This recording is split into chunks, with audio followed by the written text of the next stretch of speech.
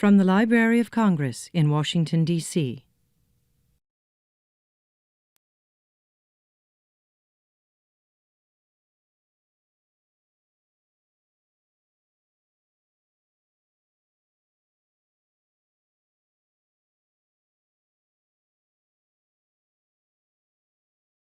Well, good afternoon, ladies and gentlemen. On behalf of all my colleagues, and in particular Dr. Mary Jane Deeb, Chief of the African and Middle East Division, I'd like to extend a very warm welcome to everyone.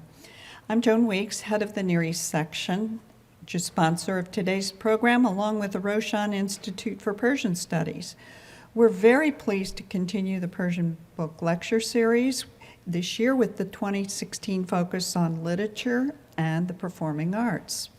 Before we start today's program and introduce our speaker, I'd like to give you a brief overview of the division and its resources in the hopes you'll come back and use our collections and this beautiful reading room for your research.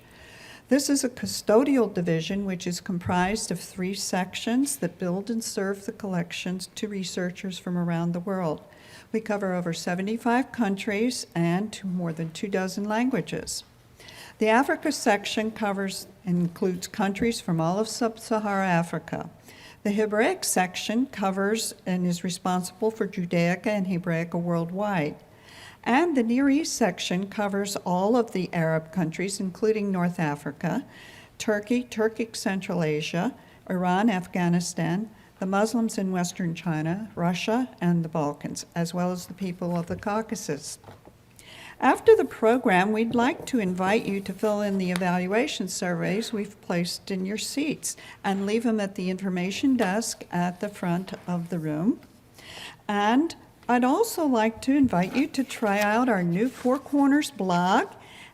We've got very, very interesting stories and posts by the Hispanic, Asian, European, and our African and Middle Eastern curators and specialists, very fascinating stories, as well as please subscribe to our Facebook page. This way you'll learn about other programs and alerts. So also we'd like to remind you that this program is being videotaped, and if you ask questions, you're implicitly giving permission to be on film. So without much more ado, I'd like to invite Ahmed Khashavaris to the podium to talk a few minutes about the program. Thank you. Good afternoon, all. It's a great pleasure to be here to speak on behalf of the Roshan Institute for Persian Studies. I'm Ahmed Kara Mustafa, Professor of History at the University of Maryland, College Park. And as you've gathered, I'm also affiliated with the Roshan Institute. And my better half, director of the Roshan Institute, Fatima Keshavarz, who's also my spouse, cannot be here today because she's traveling, so you get to put up with me. I just am here to say that we're delighted to have been able to actually strike up this partnership with this great institution, Library of Congress, and especially the African and Middle East Division, and we hope very much that we'll be able to actually continue this indefinitely as far as we're able to, and here again to enjoy the rest of our series that some of us have had the privilege of coming frequently, and we're looking forward to the talk by Kevin Schwartz, who has also been affiliated with UMD in the past and has actually been a fellow at the Institute and organized a great conference for us. So we're looking forward to continuing the relationship in ever so many ways. Thanks a lot. Greetings, everyone. It's wonderful to see you. Thanks for coming on another busy weekday, especially during your lunch break. So this means a lot. I want to take a second and introduce our wonderful speaker, Dr. Kevin Schwartz. Kevin Schwartz is a Kluge Fellow at the Library of Congress, working on a project devoted to mapping the trans-regional production and circulation of commemorative texts of Persian poets in the 19th century.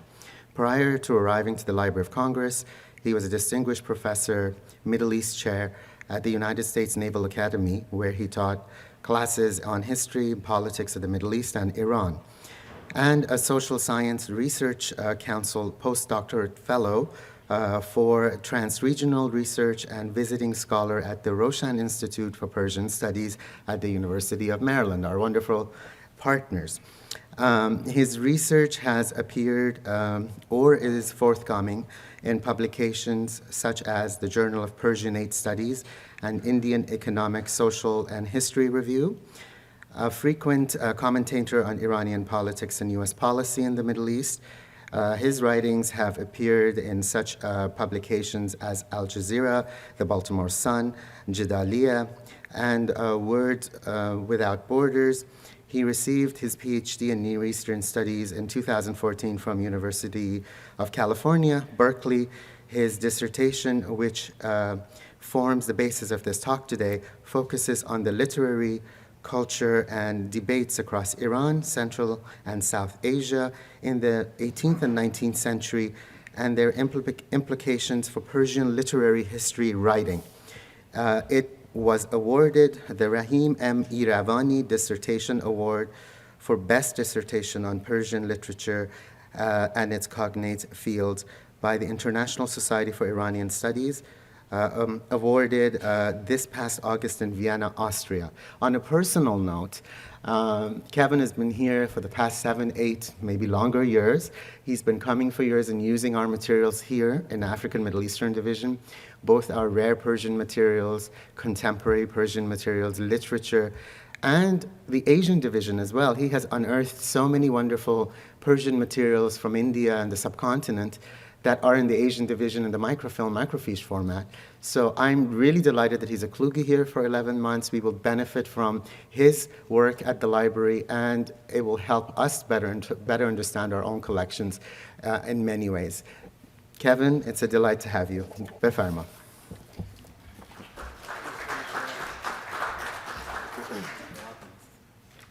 Great. Well, thank you so much, Harad, for that very kind introduction. Thank you to Professor Karim Mustafa and the Roshan Institute, to Mary Jane Deeb as well. And just to return the compliment to Harad, I am just thrilled to be here and so honored, having spent, I don't want to say 8 years, but long enough at the desk here, listening to some talks and working on my dissertation. So it's nice to be, and honored to be on this side of the podium. So thank you.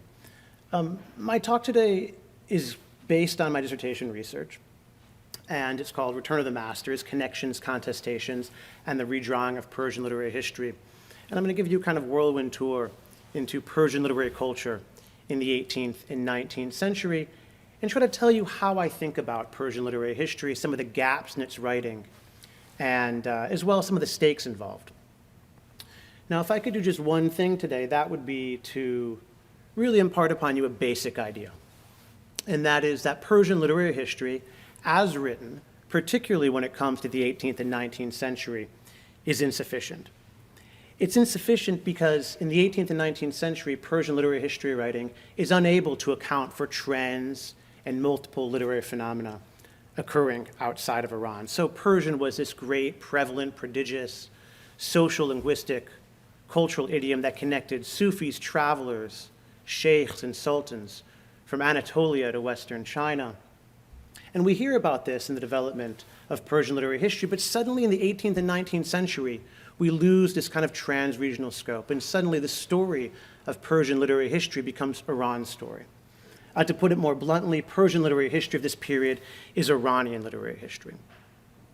So Persian literary history has been infused with some kind of nationalist sentimentality stemming from Iran.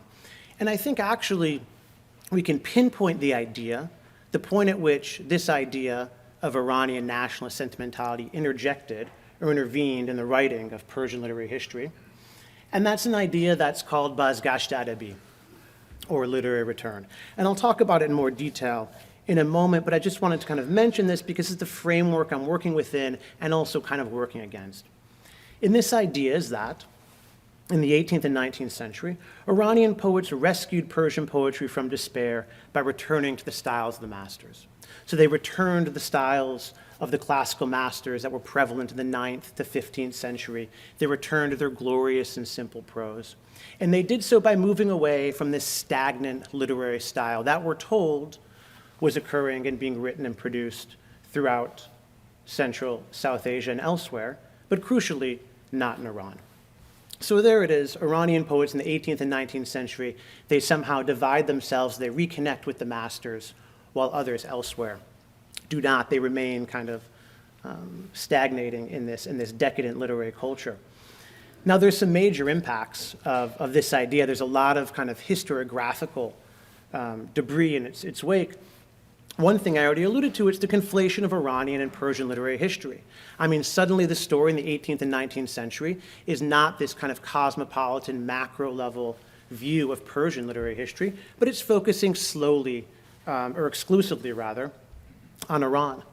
The second thing that happens is that there is a greater proprietary right over the masters in Iran. So these great masters like Rumi, Hafez, Saadi, Ferdowsi, who were productive in the 9th to 15th century, are the ones in which Iranian poets, and only Iranian poets, are reconnecting with.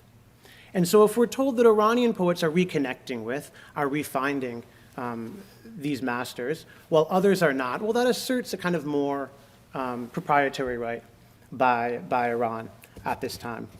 And the second thing, or the third thing rather it does, is that it erases other facets of Persian literary culture. I mean, again, we're told by this narrative that the important element of Persian literary history in the 18th and 19th century is that these few Iranian poets connected with the masters, while the rest of the world kind of remained decadent in their negative literary ways. And so again, that erases a lot of kind of multiple literary phenomena occurring at the time.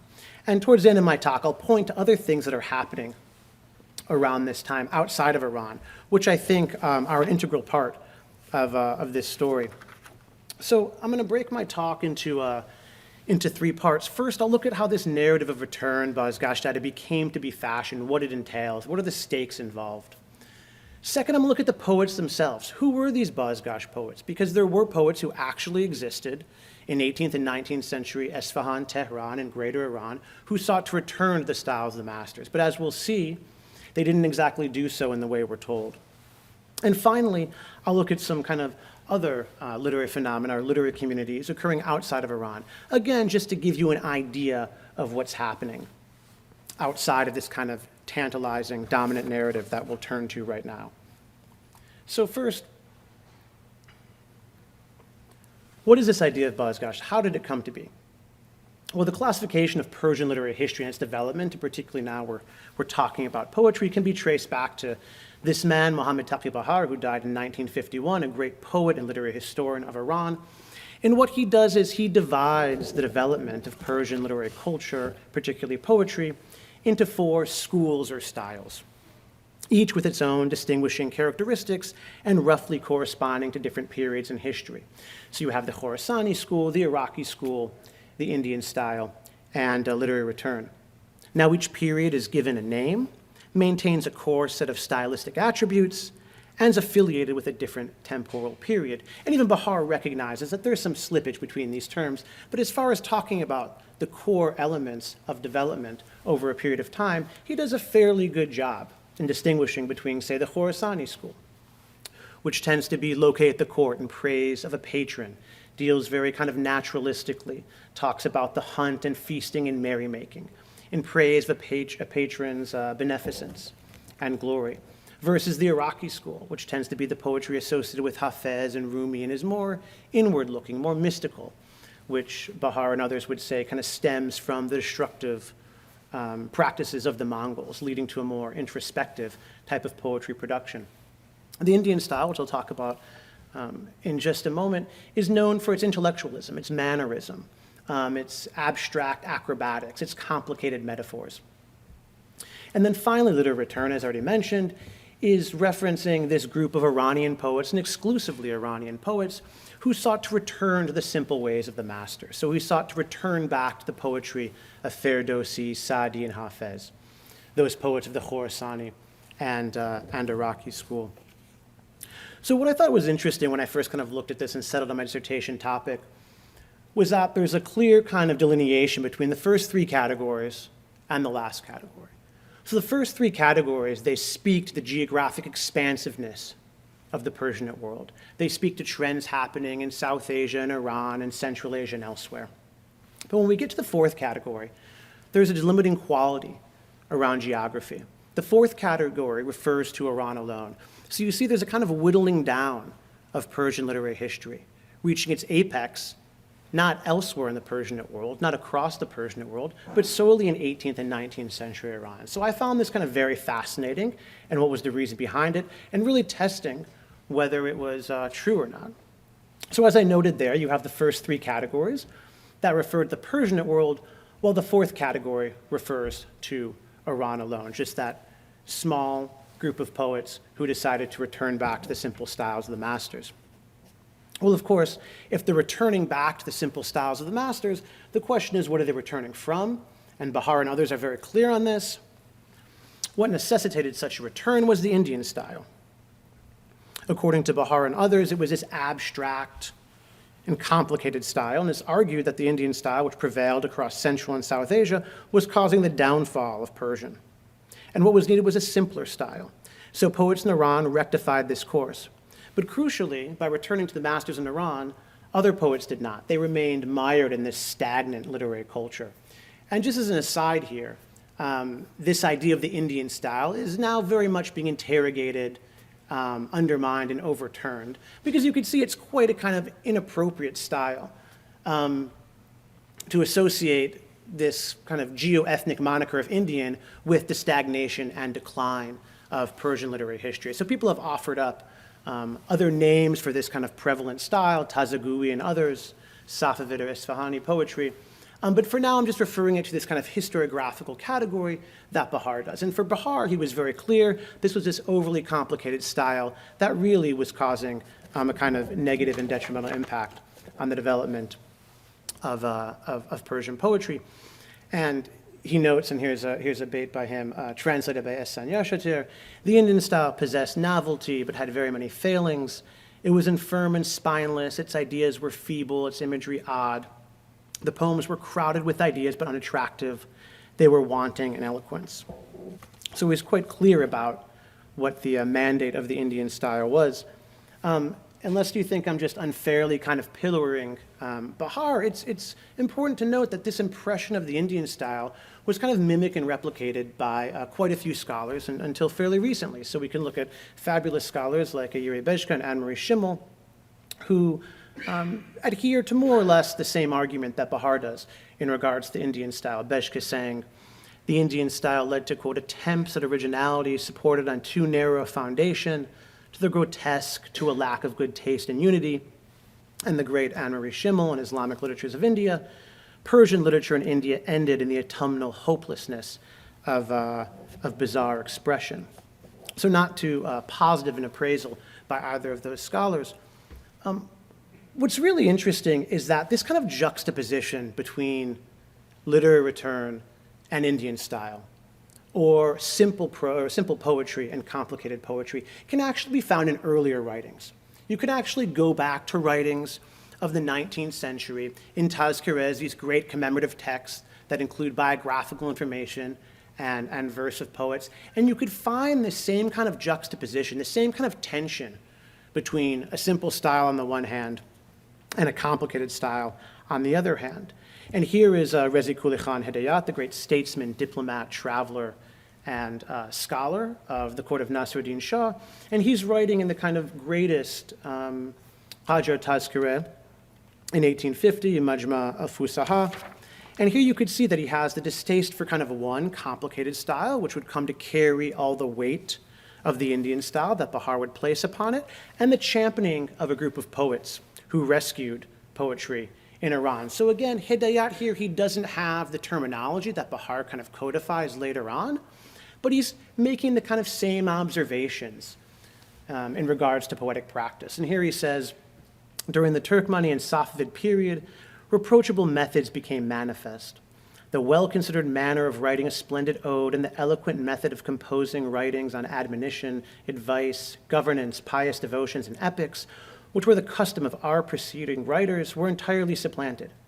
Versifiers became inclined toward the outlining of riddles, the conjuring up of misnomers, and now here's the Indian-style poets. They established a style of confused speech, idle prattle, and vain oratory after a manner of sickly dispositions and indirect style.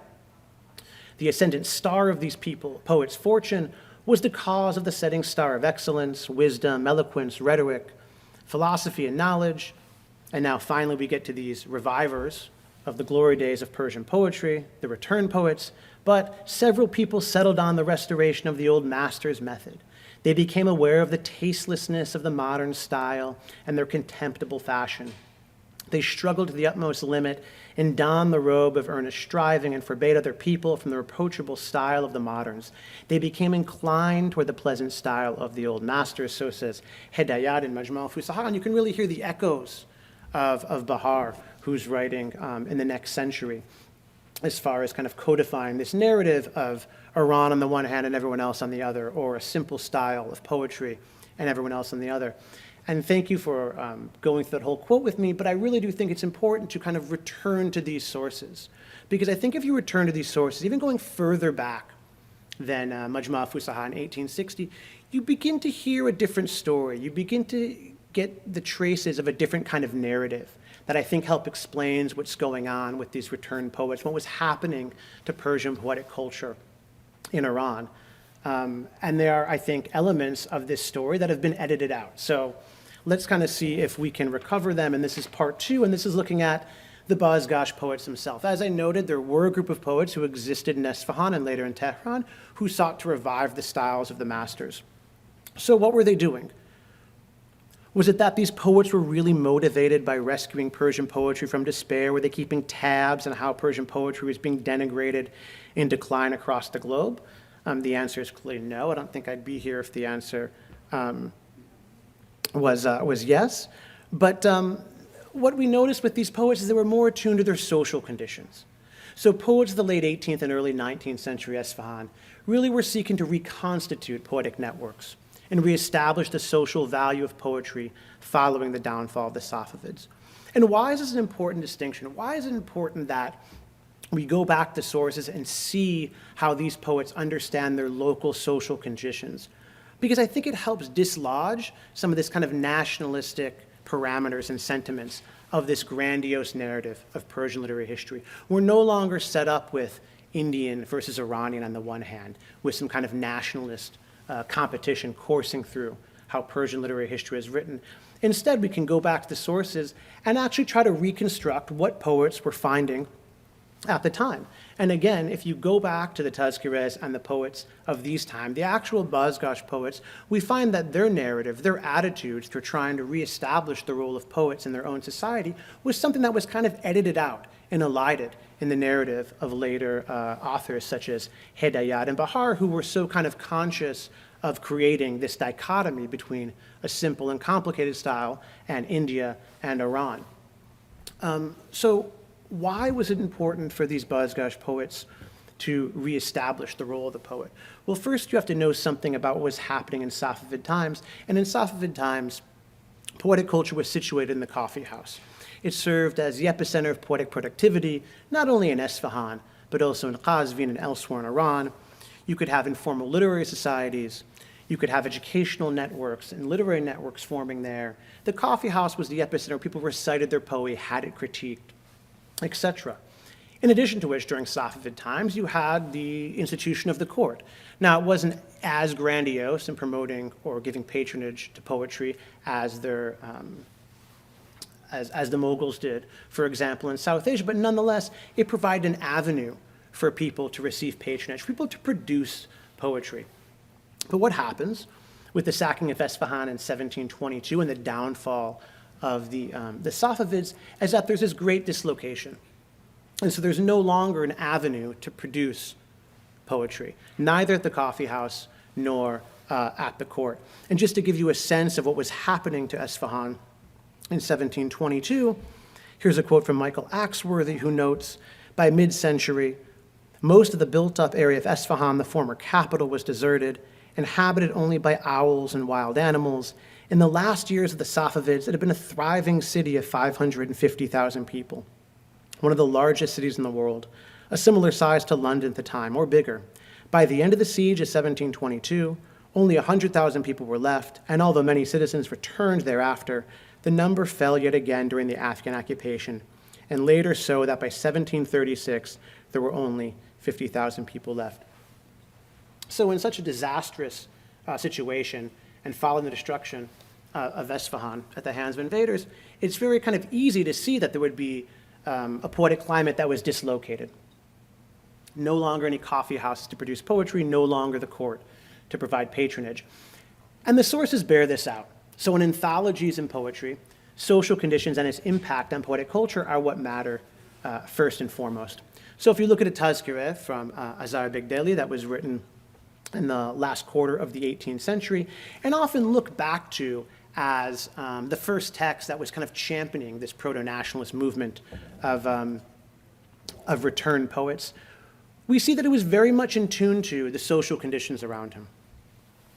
And he writes, "For many years, on account of the revolution of the time, at once the customs of poetic compositions are nullified in poets, from great anguish are changed, and the resolve of poets is corrupted. The scattering of easy circumstances and the state of confusion are such that no one is in the state of reading poetry and composing poetry." Notice in that quote, there's no mention of the Indian style. There's no mention of a denigrated style that's kind of taking the Persianate world by storm, that's causing its decay.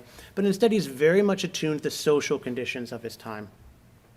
And this attitude, indeed, is confirmed in the poetry of these Bazgash poets.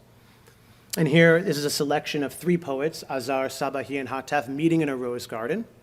And they're again discussing the social situation, the institution of the poet and Persian poetry in Iran of the time. And again, no real mention of style, but more focused on what opportunities a poet has. And there's tons of examples in this, both in praise poems and in elegies as well.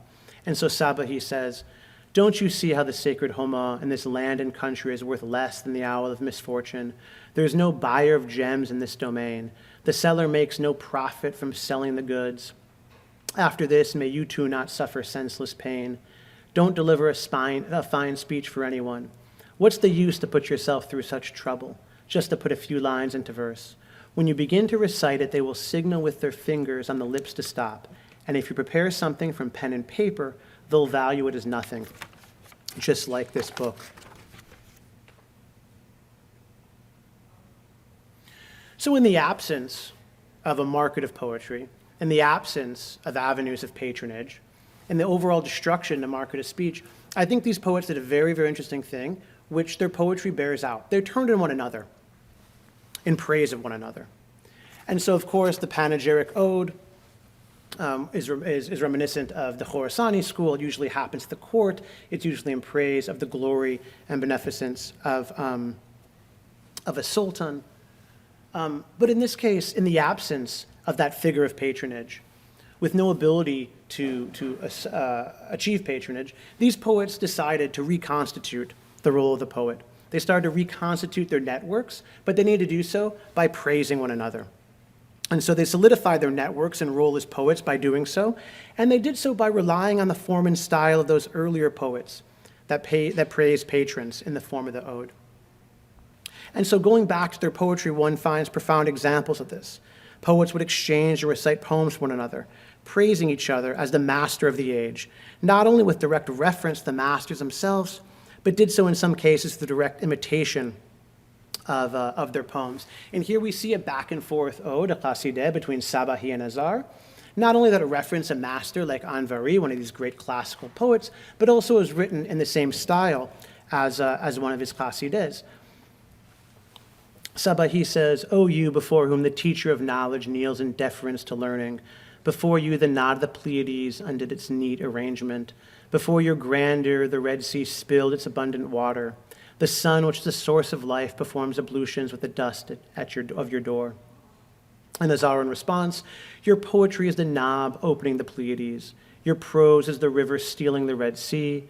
It appears that Anvari wrote this qasideh, but I see him planting barley, while yours is like grain. In your company, poetry from others means no more than dry ablution by the banks of the Tigris." So what is the main point here? The main point is that this return wasn't an example of a group of poets seeking to combat a particularly problematic and stagnant style of poetry, increasingly to be associated with places outside of Iran, but instead it was a group of poets responding to social and political dislocation on a local level in Esfahan, and trying to rectify the role of poet and poetry in general. To do so, they offered one another patronage, and did so by reaching back into their literary cultural memories and drawing the model most apt for the task, the great Khorasani poets of old, adept at praise poems.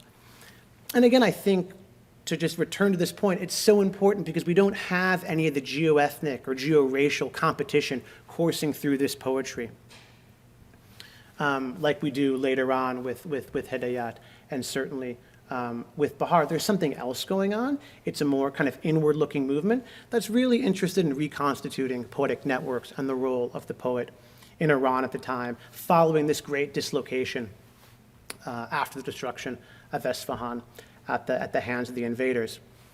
Now, while the Esfahani poets were reestablishing themselves, where they were going back to styles of masters, trying to reestablish the role of the poet, other things were happening in the Persianate world as well, things that were not told about through the tantalizing Iranian-centric framework of Bahar and others. And now I'm going to turn to that and look at both a case in South Asia and a case in Afghanistan, just very briefly. And this isn't the whole story, but it just goes to show you there are other voices out there. There are other things happening outside of Iran in regards to Persian poetic culture. It's not this decadent, stagnant literary environment, but in fact, quite the contrary. And I think they actually have some correlations with what's happening in Iran. So first I'm going to look at the Carnatic state, which is a state that emerged following the breakup of the Mughal Empire in the 18th century. And I'm not going to get into all the reasons why it emerged. It emerged in the same way a lot of successor states did. It was an interplay between various elites, the local and imperial level, competing over resources and revenues. But more important is to understand the general situation of Persian poetic culture and literary culture in Iran at the time, and to understand what the dislocations were in regards to Persian at the time, because Persian was really under strain. And that sets the context, I think, like it did in Iran, for what's going to happen in South Asia, what I'm going to discuss in a minute. So first of all, what were the strains on Persian during this time in the 18th and 19th century? Well, first, the breakup of the Mughal Empire. So all these individuals who were situated in Delhi, who were versed in administrative technologies and accounting, in scholarship and poetry, that was all based on Persian, now needed to find employment elsewhere. And that they were able to do at some successor states. They could go to Awad, they could go to Hyderabad, and we'll see they can go to Arcot as well. But they were forced to kind of leave and seek out other opportunities. So this kind of put a strain on their employment opportunities. Secondly, and most importantly perhaps, the British intervention in educational activities puts a strain on Persian. So for example, Persian instructors, they continued to be hired both in Calcutta and at colleges across the United Kingdom. One could look at the great colonial entity of the College of Fort William in Calcutta. And that was a place where Persian was still being taught. But by the 1800s, something was changing. Vernacular languages, Hindustani and Urdu, were beginning to replace Persian at this level. And it was really a serious intervention by the British. Persian still remained relevant. It was still taught, just like it was still relevant for some of the successor states' court. But Urdu was more than keeping pace in terms of class offerings, translations, and enrollment. And just as a quick parenthetical clause, this is not to say that Persian evaporated at all or in one fell swoop. I mean, it continues well into the 20th century in India, to say nothing of the traces it leaves in Urdu poetic culture. But something was clearly changing and something was underway. And the British had a large part to do with kind of this displacement or strain on Persian. And their attitudes toward Persian is perhaps best encapsulated in Thomas Babington Macaulay's famous minute on education in 1835, where he says, quote, "A single shelf of a good European library was worth the whole native literature of India and Arabia." And I think by that he means basically Persian and Arabic. So it was time for English and vernacular languages like Urdu to replace the supremacy of Persian. And finally, really on the societal level, you have the rise of Richte, which was slowly coming to call itself Urdu. One sees the increased acceptability of Urdu to serve as a viable literary and cultural medium of expression, both in informal poetic gatherings and also at some of the successor states. Patrons were beginning to fund poets who were composing in Richte or in Urdu. So again, this doesn't mean Persian necessarily disappeared, but it was a longue durée of decline at this time. So which to me makes the notion that there was this small court in South India even more exciting and even more kind of counterintuitive. And that's the example I want to turn to right now. And this is a Carnatic state, it's a successor state that lasted from about 1698 to 1855. There you can see on the map, it's in the south of India. So we're not talking about the great Islamic centers of learning in North India like Lahore or Lucknow, Delhi or Agra, but in fact in the south of India. And it was a really predominant place for Persian poetic activity and productivity. And we can look at the reasons why that was, and I've listed a couple here. Well, first, it was a matter of politics. So after 1801, this small state was under the suzerainty of the British. That meant the British controlled their political and military affairs. So that allowed people like the last Nawab of Arcot, or the Carnatic state, to focus more on non-political matters. And that they did. They created printing presses, they created libraries for the collection of Islamic literatures in Persian, Arabic, and Urdu. Another reason why Persian, I think, was able to thrive is because the court was located right next to Madras, which is now present-day Chennai, and Madras, of course, was one of the 3 seats of the East India Company presidency in India at the time, part of that colonial enterprise, and they were still utilizing Persian. They were utilizing it for administrative purposes. They were utilizing it in order to interface with local courts and elites. And so people could come down to Arcot or Madras, and they could work for the British, or they could come and produce poetry for the Nawab. And finally, the reason Persian poetry and poetic culture thrived in this small kind of outpost in South India was the personality of this individual, Muhammad Ghaus Khan Bahadur, pen name Azam, who was really invested in Persian poetry. He produced Persian poetry in Urdu at an early age, and he established this great poetic society, an exclusive poetic society where people in Persian could recite their verse and correct it as well. So again, I just want to kind of harp on this point that contrary to what this kind of grandiose narrative is saying, that nothing is happening in Persian culture outside of Iran, and contrary to the fact that most of the great Islamic centers of learning are in North India, you have the court of the last Nawab of Arcot, who becomes invested in promoting Persian poetry and Persian literary culture.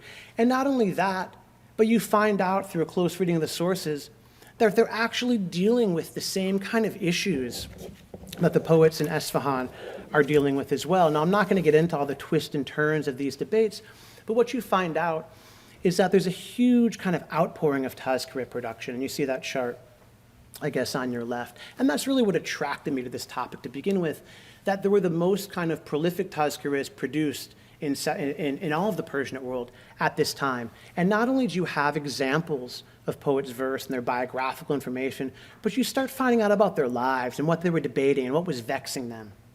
And you combine that, or you find out through that there were rival networks. There were actually some poets who were promoting a simple style of poetry and some poets promoting a complicated style of poetry. And you find out that, in fact, during this time, during this dislocating time for Persian literary culture, they were actually interested in some of the same issues that were vexing the poets in Esfahan. Issues such as who has the right to speak for Persian poetry? Was it Indians or was it Indo-Iranians who had a more kind of native fluency in the language? What's better, a complicated or simple style of poetry? And so in some ways, raising these issues, kind of juxtaposing a complicated and simple style of poetry, or even juxtaposing Indians on the one hand and Indo-Iranians on the other, they kind of anticipate some of the geoethnic fault lines that Bahar is going to talk about, 100 years into the future. But what's interesting about this is these are Indians having these debates. So even if we work within the categories that Bahar's laid out, even if we ascribe to some of the characteristics of Baz-Gasht, of a simple versus complicated poetry, we can find Indian voices that were invested in these debates that are kind of attaching themselves to this framework. And I think by starting to look at some of these elements, these other kind of multiple sites of Persian literary production, we could really begin to write a more inclusive and integrative Persian literary history. So the last example I'll give you, and I wanted to just make brief mention of Afghanistan, because Afghanistan in particular, and Central Asia in general, I think often kind of falls through the cracks and the gaps. And time kind of prevents me of giving a full appraisal of how I think 19th century Afghanistan or trends and Persian literary culture there are connected to this story, but I do want to mention it. And first, let's talk about dislocations. I mean, if that's one of the connective threads of this talk, there were dislocations in Isfahan, there were dislocations in India and South India. There were also dislocations in Afghanistan, and the main dislocation there was a political one. It was the first Anglo-Afghan War from 1839 to 1842, where the British came in, they invaded Afghanistan, they removed the ruler, the Emir, Dost Muhammad Khan, and they established a protectorate. As we well know from depictions of this event in history and other books, the British had to withdraw quite ignominiously, and they were pushed out by an Afghan resistance, which is a great sense of pride for the national narrative in Afghanistan. What I think is less known, that for Afghans, this event was commemorated and memorialized in Jangnames, that is, battle poems, that depict the events, occupation, and retreat of the British in the style of Ferdowsi, in the style of perhaps the most iconic and famous work of Persian poetry, the Shahnameh, the work of one of these grandiose masters that we're told was only the domain of Iranian poets in the 19th century to return to. And what's so fascinating is that you have multiple texts being produced around this time, all focusing on this one singular event. Now, of course, people throughout Islamic history imitated Ferdowsi's Shahnameh, but I don't think on this scale around one particular event, and certainly not in the 19th century. And you could see these are the covers from these various battle poems recounting the First Anglo-Afghan War, and there are other ones as well, and these are both in the Library of Congress collection here. You have on the left the cover of the Jangnames by Muhammad Ghulam Gholami, and you also have the cover of the Akbarnameh related to the son of Muhammad Dost Muhammad Khan Akbar, written by Hamid Kashmiri. And they were both put out by the Afghan Historical Society in the 1950s as an element or as an indication of the way in which these texts have been promoted by the Afghan nation. And just as an aside, if you look at the poetry of the Taliban today, you'll also find there are references to Akbar as well as being this great kind of nationalist hero. But my point here is not to talk about nationalism, it's in fact to talk about how kind of prevalent these texts were. And not just these two texts, but other texts in imitation of one of the great masters, Ferdowsi, were circulating around this time, not only Afghanistan, but also in South India as well. And I think it's really, really important to recognize that the production of these texts and their circulation extends from Kashmir to Kabul to South India. They were based on oral tales collected from passerby and travelers who witnessed key events.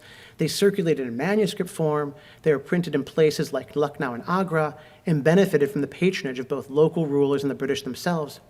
In other words, these texts, again, drawing on the style of the masters, created a type of market that privileged and valued this style, which in and of itself would be interesting if we just had these texts that were kind of percolating around. But even more so, the story of Persian literature, or literary history, tells us precisely that this shouldn't be happening, that we should only be having an engagement with the masters in Iran. And this is, again, I think, an element like the court of the last of Arcot that's kind of been edited out of Persian literary history. And I think it's, kind of due time to incorporate these and other voices. So I'll just say in conclusion that the 18th century and 19th century was a time of serious kind of social, political, and linguistic dislocation for Persian in a lot of different places, and I hope I pointed to those, and a lot of the long-standing norms that created kind of connectivity between various elites and poets are being strained. But if we kind of maintain adherence to this framework that is nationalist in scope and erases a multiplicity of literary phenomena occurring outside of Iran, I think that's really going to militate against writing a more integrative and inclusive literary history. So the hope is that, these are a couple examples we can begin to integrate into our understanding of Persian literary history and kind of move it away from being an Iranian story and make it more a kind of global story. So thank you very much for your time.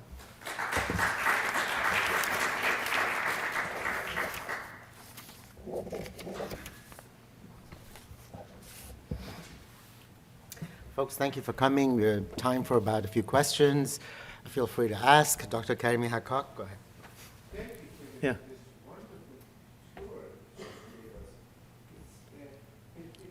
remarkable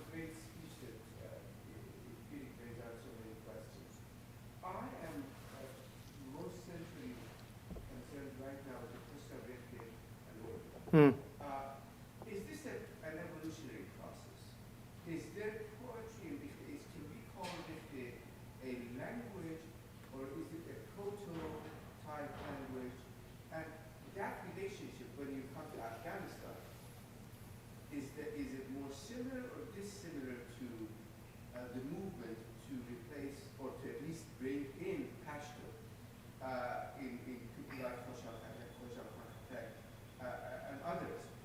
Is there a rivalry between Persian on the one hand and Urdu and Ikhtiyari on the other? There is, but is there a similar situation in Afghanistan? And poets like Ghalib, they play such an important thing. You're told stories. Did Ghalib really prefer Persian to Urdu? Why did he turn to Urdu? Is this part of the pressures of networks that you refer to? Enlighten us on that. Yeah, I mean, this is a really interesting question, and I just kind of went over it quite quickly. Of course, the origins of Urdu, whether it could be established in the Delhi literary salons or in the Deccan, is very controversial. I mean, particularly for kind of Urdu literateurs and speakers. Yeah, I mean, something is definitely happening. I mean, there's a groundswell of people who become more interested in this language, both at a societal level and also at a kind of court level in the 19th century. And again, as I mentioned, I mean, the British really have a part to play in this. I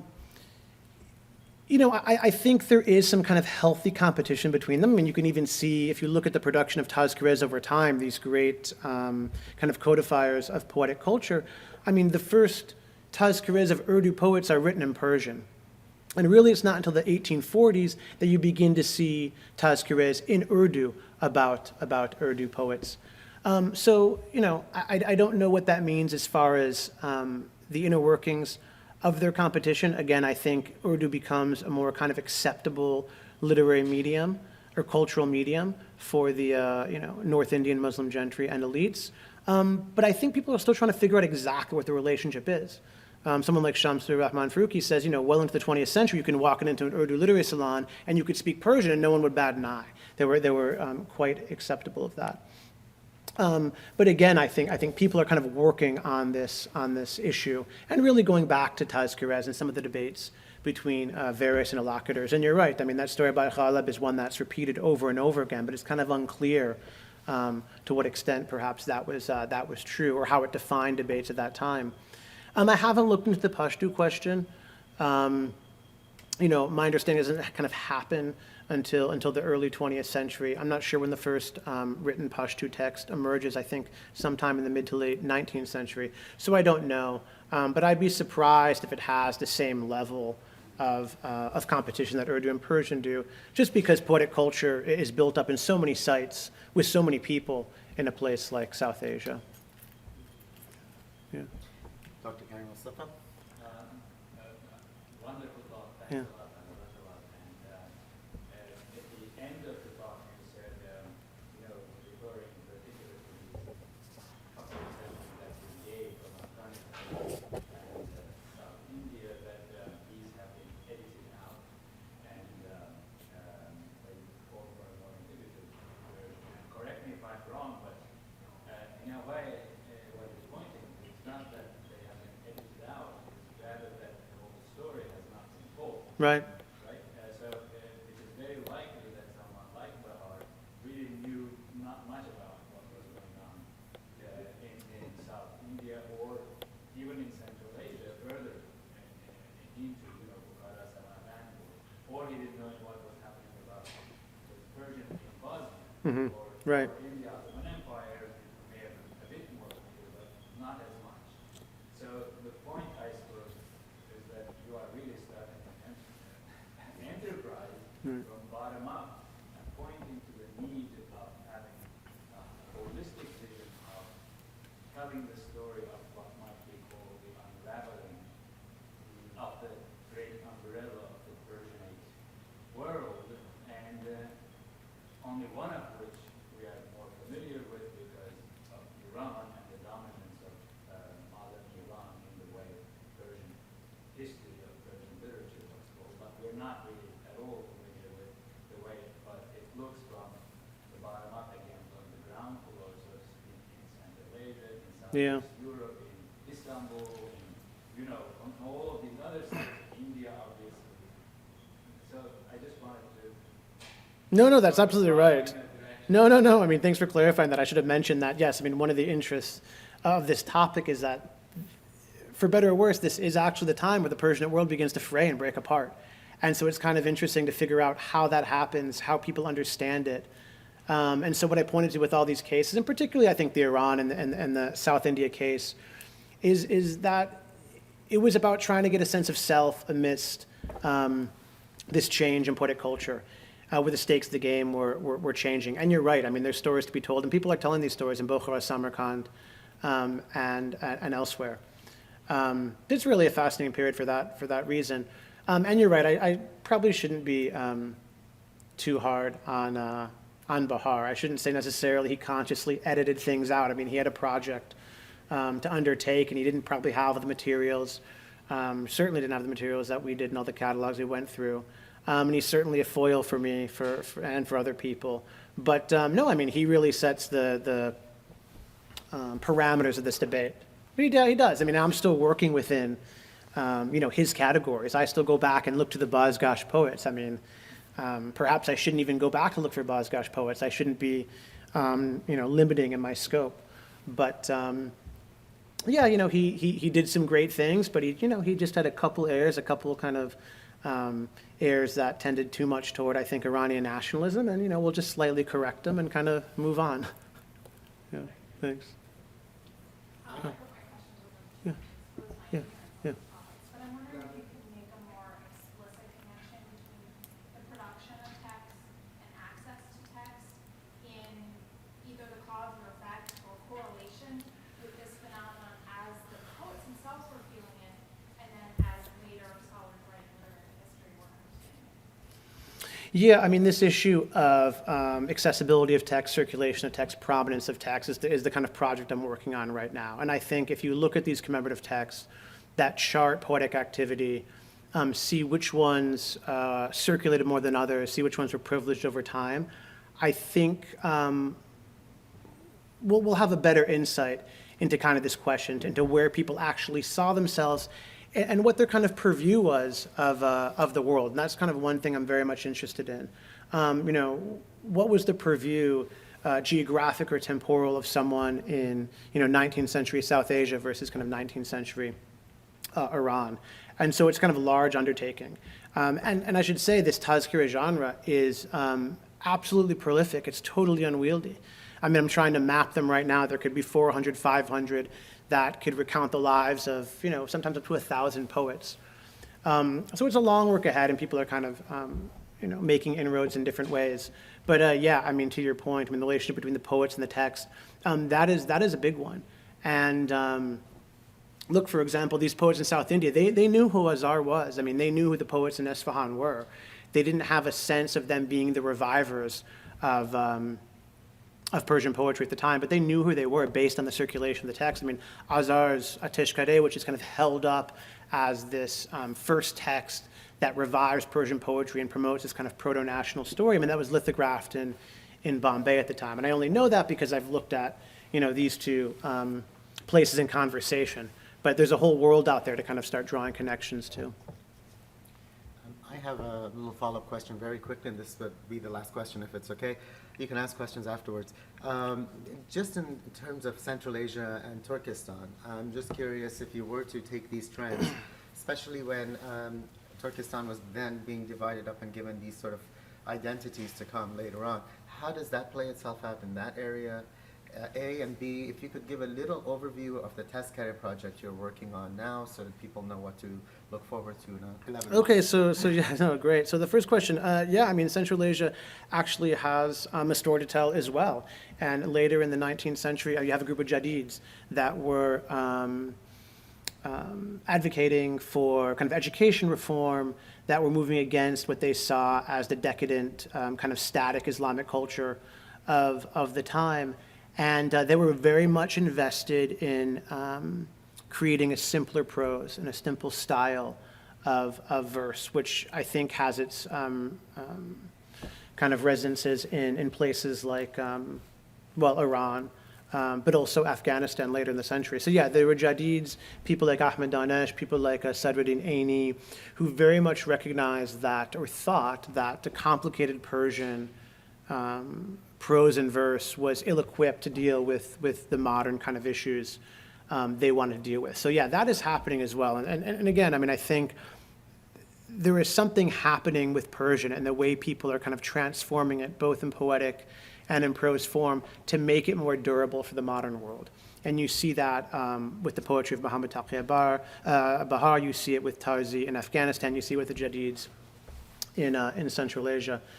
Yeah, the Tazkirah project, I kind of mentioned it briefly.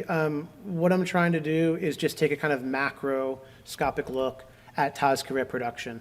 So just kind of actually plot on a map where certain Tazkirahs were being produced during what time. And I think if we see that, we can start to see the kind of connectivity of the Persianate world. And not only that, to see which kind of Tazkirahs circulated most prominently. So there are a lot of kind of intertextual connections, bibliographic citations within these texts. They were always adamant to kind of refer to previous Tazkirah authors, whether that means they really saw the Tazkirah or they were just kind of padding their bibliographies like I do or many of us do, I don't know. But it is indicative, I think, of some kind of integrated transregional cosmopolis of the time. So yeah, that's kind of the project. It's still working itself out. And the last element of it is to see kind of which poets are being remembered at a particular moment in time and whether that changes over time and what that says about how people saw the Persianate world of the time. Okay, thanks. Thank you, everyone, for coming. This has been a presentation of the Library of Congress. Visit us at loc.gov.